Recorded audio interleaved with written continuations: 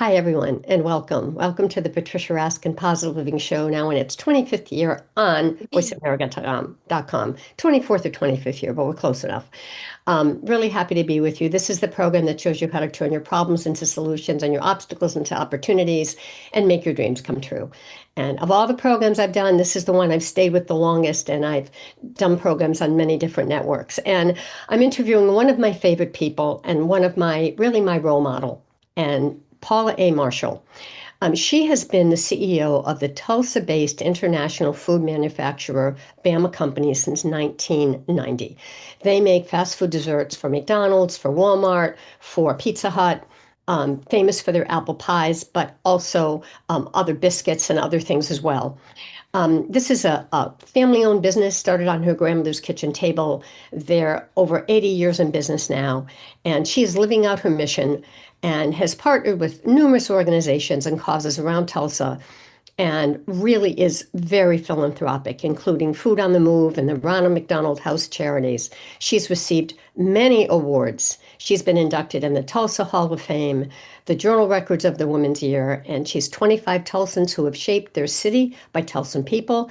And in 2021, she was inducted in the Oklahoma Hall of Fame. She also has not only that, but she is very philanthropic globally and has created the Paula Marshall Foundation, where she has built schools in Ghana for girls who really are really being able to make careers for themselves.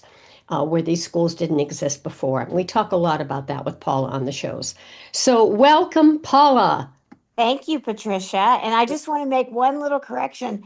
Our schools in Africa are for boys too. I thought about that when I said it. Yeah. Yeah. Okay.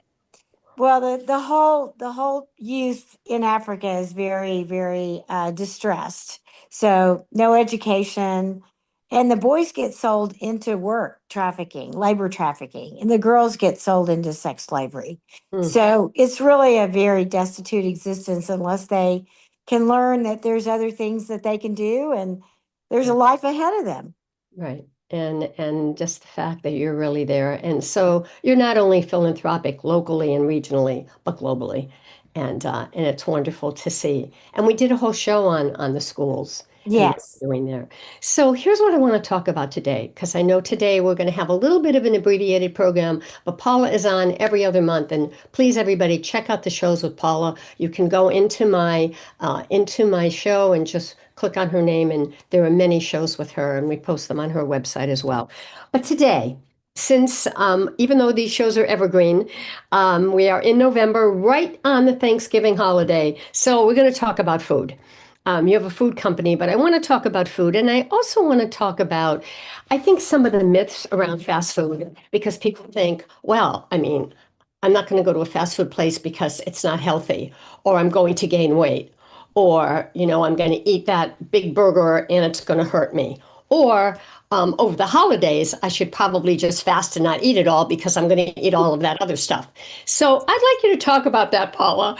You make these foods and you're also very health conscious. And Mhm. that's not a myth. I mean, you can still be very health conscious and be able to eat at a restaurant. And we don't even call them fast food anymore. I think we call them family friendly, right? Quick service restaurants. Right. Yes. Right. All right. So tell us, what would be your advice to people during the holidays?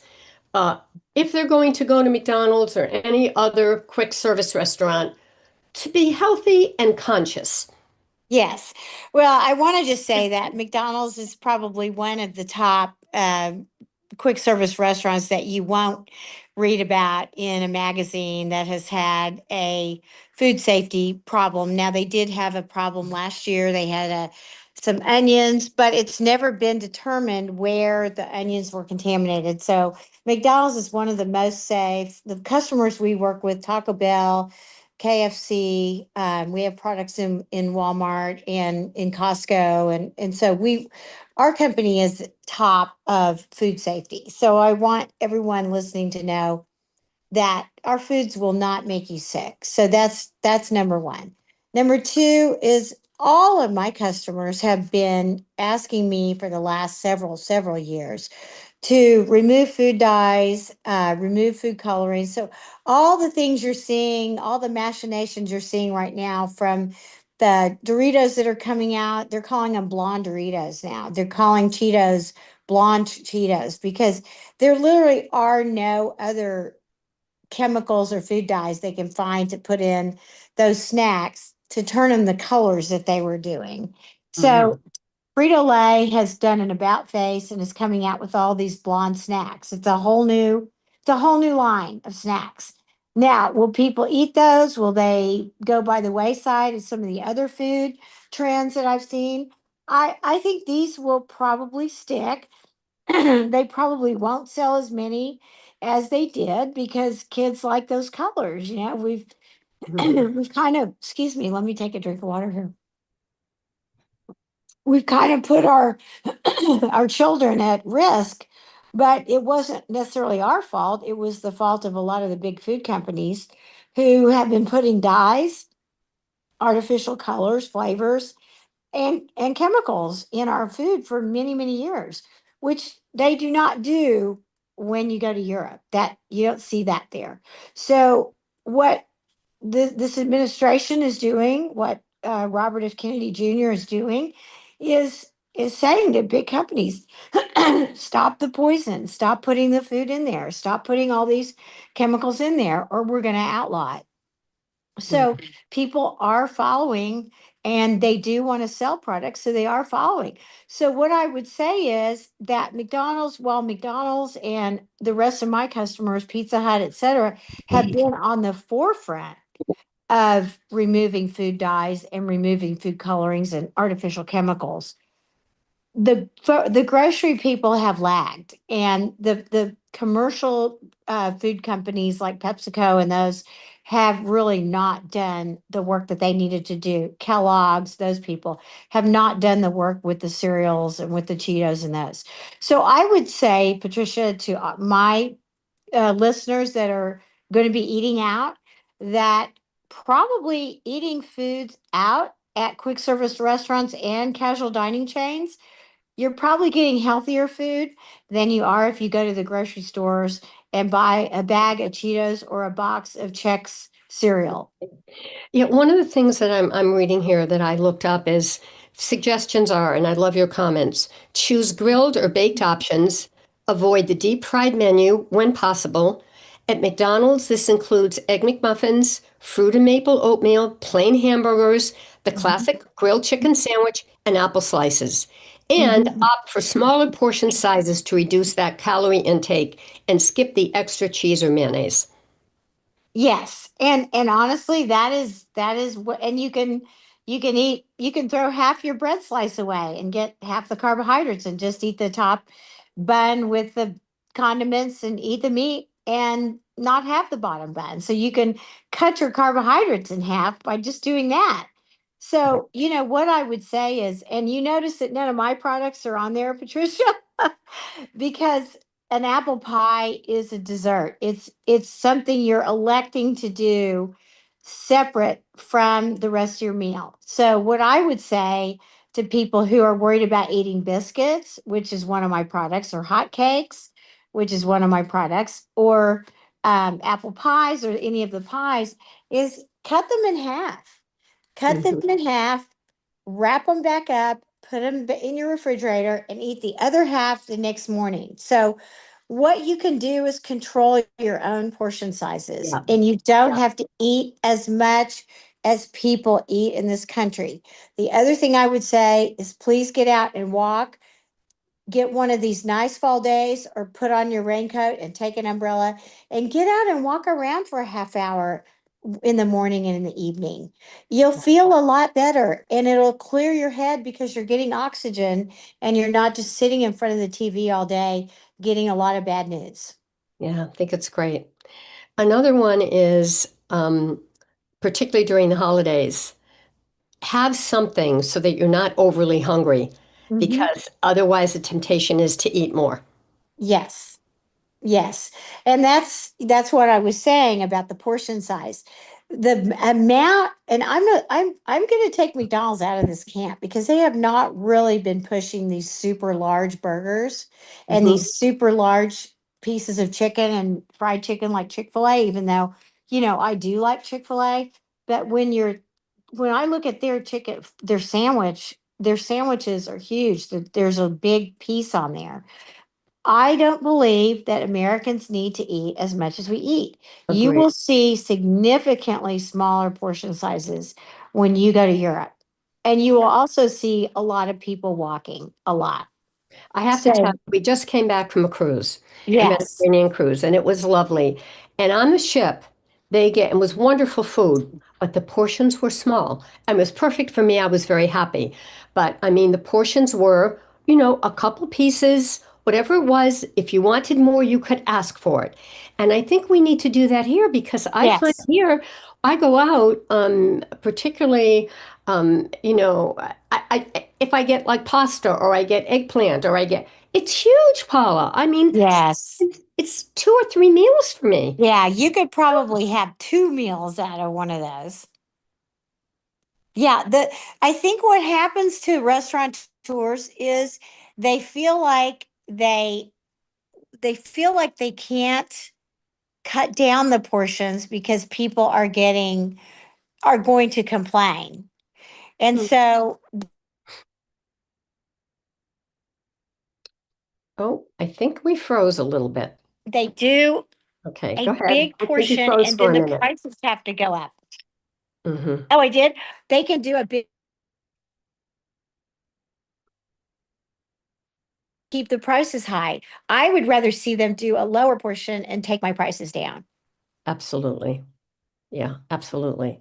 And I find too, there's something, I find also too that when it's too big, I don't know if you feel this way, I get a little overwhelmed when I just see this huge amount, but that's me.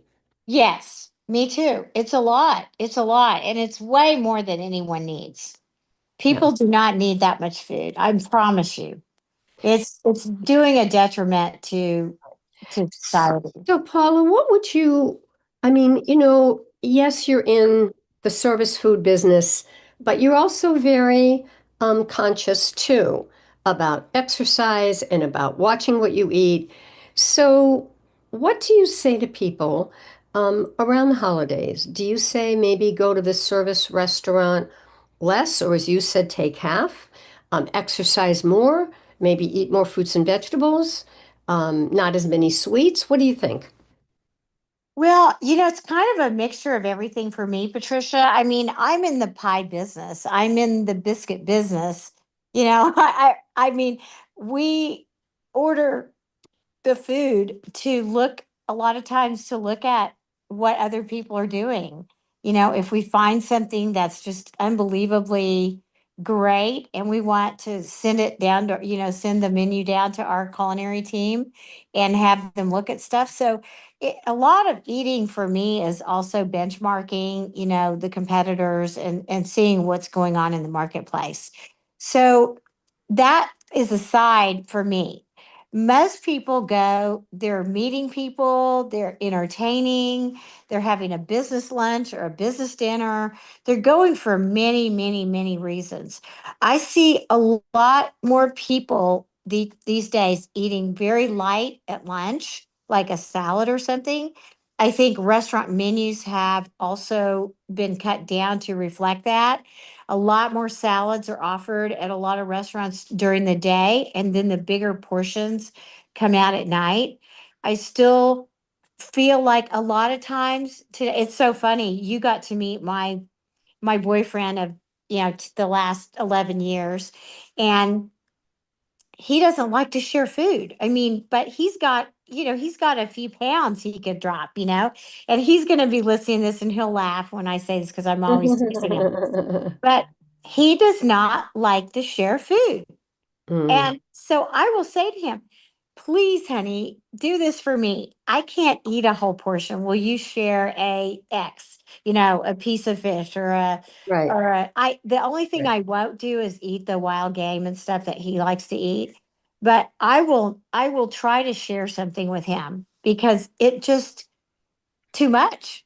Yeah, yeah. And it gives you more variety too. Now, Yeah. I want to say something here about tips for the fast food business that I think, in terms of from the other end, we talked about consumers, but what about the people working during this holiday time? And one of the things there, here are some points. Set up online ordering to streamline those rush periods. And boy, I see the rush periods. I mean, go by the stores, and it's amazing. I mean, Yeah. there's like 20 cars in line. So that's what they're saying. And they're also saying, communicate new policies and really focus on positive and friendly services. It really, try to leave a good impression. It Mm-hmm. doesn't matter whether you're the gourmet restaurant or the fast food service restaurant, really be there. And I see that, when Mm-hmm. we go in, and that person that's kind and nice really does make a difference. And Yeah. also they're saying check in with your employee, check in with your customers for their well-being. So Mm-hmm.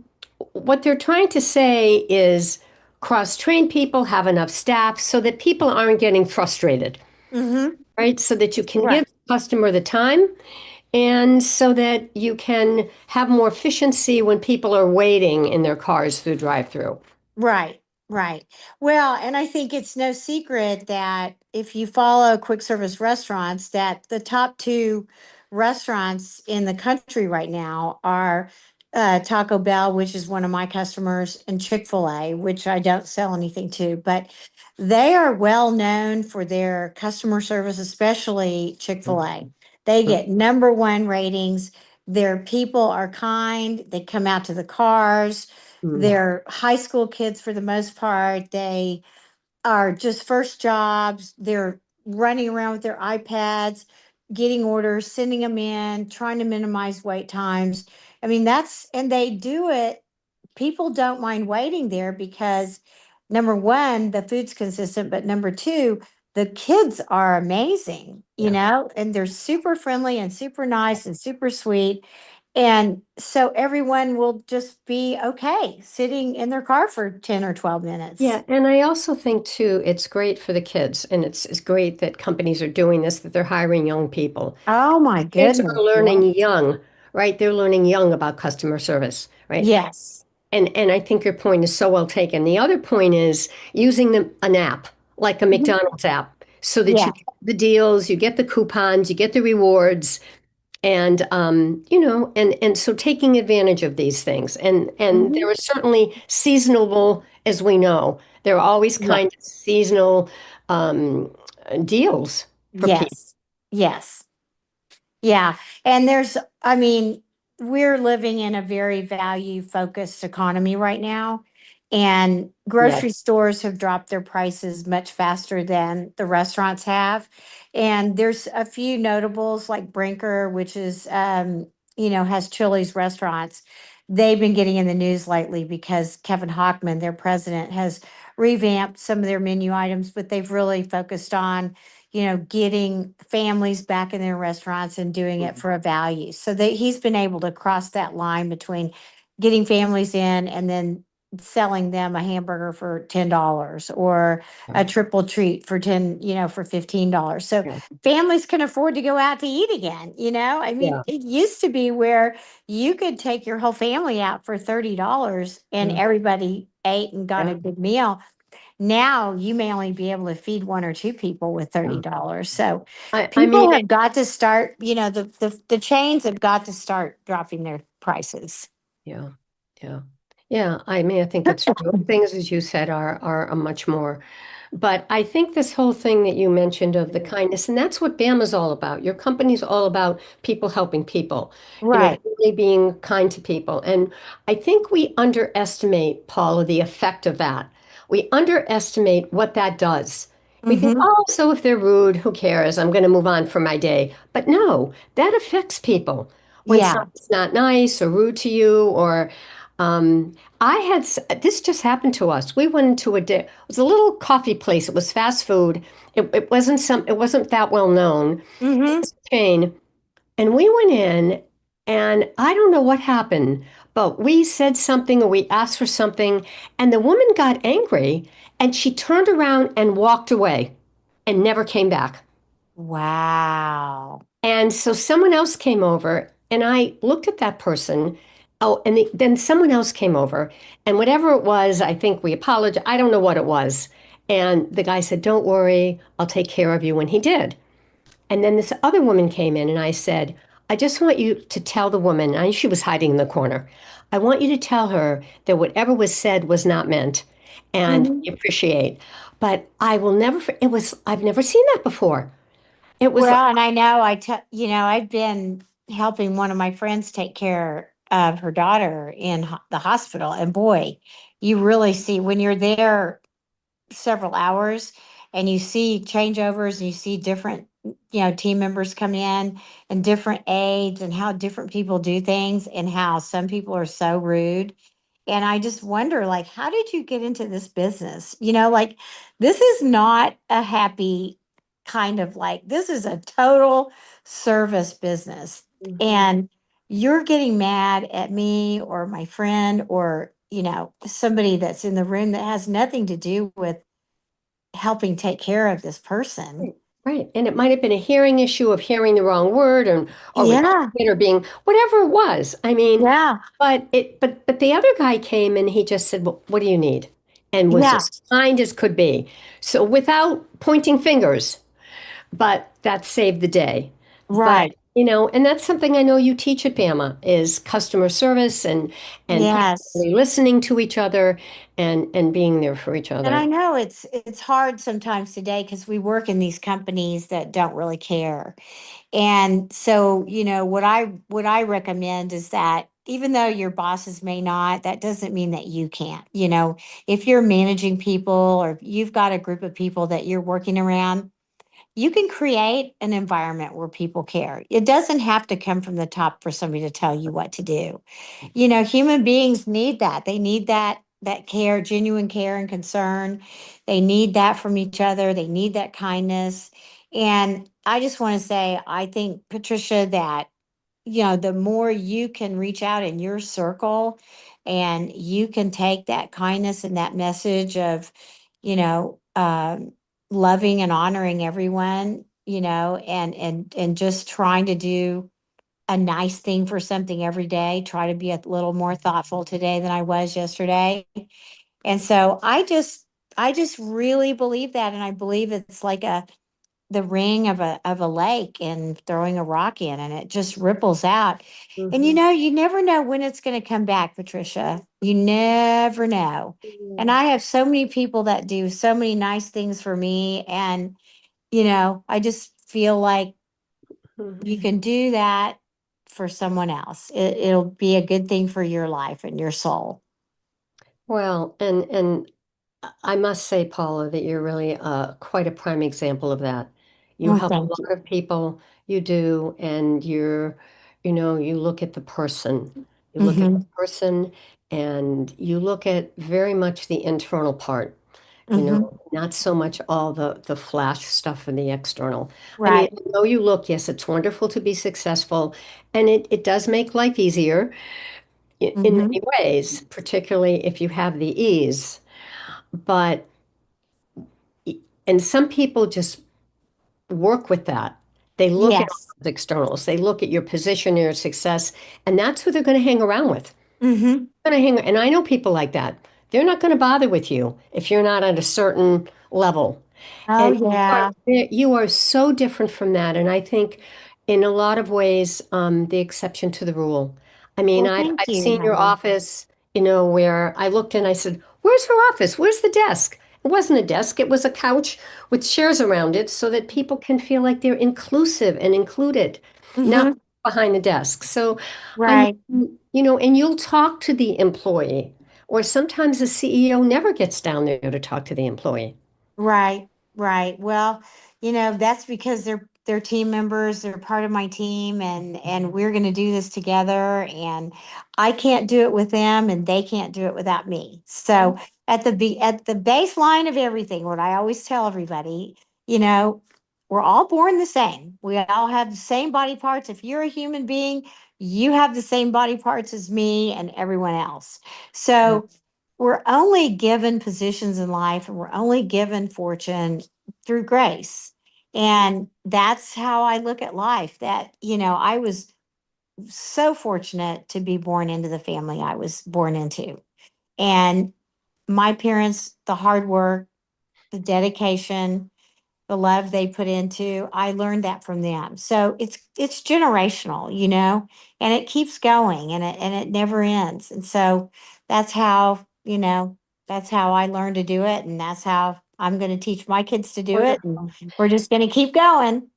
Well, you're a wonderful example. And I think the other thing I want to say is, particularly in your business, where you have people who are on the floor in the plants. Now, I know we have robots, but we still have people on the line Yes, we checking. do.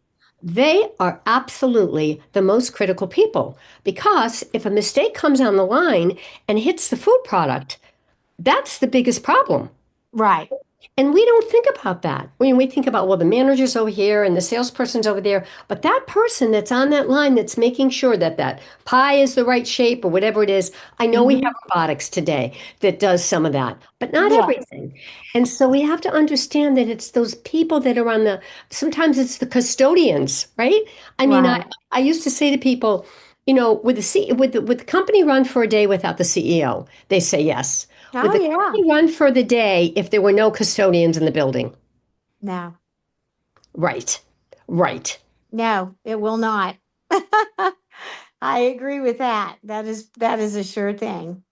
So Well, what you're you've been a great friend, Patricia, and I really love, being your friend and you considering you my friend. So we go well, back a long ways. yeah, we do. It's been a long time and you've been on the show a long time. But Yeah. what I love most is that you really share from your heart, Paula. And as you said, you look at people as people. And Mhm. one more thing, we've only got about a minute, but one more thing I want to say that you've done in Tulsa, which I think is really so important, is women who have been incarcerated or men, Mhm. in Oklahoma that have come out, you've given them a second chance. And you've talked Yes. about how some of them are now managers. And I remember you saying on one show, they are so grateful for the opportunity. They'll walk to work in the rain if they have to. Oh, yeah. Snow and ice too. They will do anything to keep their job. It's that important to them. They don't take anything for granted. It's just like my little African school kids over in Ghana. Um, they skip and sing and dance on the way to school. Hmm. And in the US, we sometimes take our education for granted. But when you go to a place that's never had it, that doesn't know what it's like to learn, that's never had a book in their hands, Yeah. much less a computer or anything electronic, Yeah. will never happen for them because they live out in the African bush. Unless they can learn and grow and get a job, in a different profession, then they can leave, but until that happens, they can't. So when you see those little kids skipping and singing and jumping around and happy and loving what they're doing, it's like, wow, it's nice to be in a place and providing something that they really, really see as something positive in their life. Yeah. Yeah. And they appreciate it. And I think, Yes. and sometimes with us, is there's so much excess of things that we take Yeah. for We granted. have a lot. We have a lot in this country. We expect a lot and we have a lot. And I just, I pray that everyone can take a step back this Thanksgiving and realize that, we live in the greatest place in the world and Yeah. we have the greatest rights and women have the greatest rights. We don't have to worry about saying things and being beaten or hung from the center square. It's an amazing country. And I appreciate it every single day. And you would know too, because you have plants in other parts of the world. Yes, I So travel all over, and I mean, I have you seen some see that. things. Whew. Yeah. Yeah. And I'll share one thing before we go because it's in my mind is when I graduated college, I lived on a farm in Ireland for 2 months. And this was Oh, a long time ago, but in those days, no running water, right? No electricity. You had the yeah. outhouse, you churned the butter, and these people had nothing and they gave you everything. Mm-hmm. End of the summer, we decided, my friend, it was her grandfather's farm. We decided we'd buy something for them because they wouldn't take anything. We'd have to buy the meat and put it on the table. So we bought them a small refrigerator, which are like the ones you have in the office today, Yeah. those ones. Little And they time. had Yeah. just gotten electricity. And we gave it to, I'll never forget, her name was Aunt May. And she stood there and cried. And I'm looking at this and I'm thinking, here, look, we gave her this little refrigerator that meant so much to her. And I go home and we have this big house with the big refrigerator. No, and it just gave me such a perspective. It Yeah. really did change my perspective. Yeah. And just what you said, there were people in their 70s still raking hay, had very little money, but they all Yep. gave to each other. They Yep. all shared what they had. They were happy people. Yep. That's exactly right. I mean, I'm always amazed at my little African family that is so happy, and everyone over there is so happy that it's almost mind-boggling I know. because you see the difference in what we have versus what they have. It's Yeah, quite shocking that we are so unhappy as a country and they are so happy. right, right. So So, it's not the message for material things, Thanksgiving, right? right? The message for Thanksgiving, Paula, is be thankful and grateful for what you have. That's right. Be thankful every single day of the year. Be thankful. Well, on that note, I'm going to close. And it's a little bit of a shorter program today, but it's as power packed. Yes. Yes. And thank you, Patricia, for letting me go take care of my friend. Yes, and that's another thing, really being there to be there for friends in need. Thank you. Stay Yeah. on the line for a minute. All right, folks, this wraps up this edition of the Patricia Raskin Positive Living Show. Paul will be on again in December. We'll talk more about food and about the kids in Ghana and the schools, and more about being kind to people and how do you handle the holidays and the stress. So that'll all be coming up in the next show. If you want to find me, it's patriciaraskin.com. I can send you a copy of my newsletter. If you want to do your own podcast, because I've interviewed over 6,000 people in my career. I'd love to help you get your positive message out. So contact me, patriciaraskin.com. Remember, stay healthy, stay happy, get the support you need, and know you can make your dreams come true. Until next time, I'm Patricia Raskin. Happy Thanksgiving, everybody. 2025. All right. Bye for now.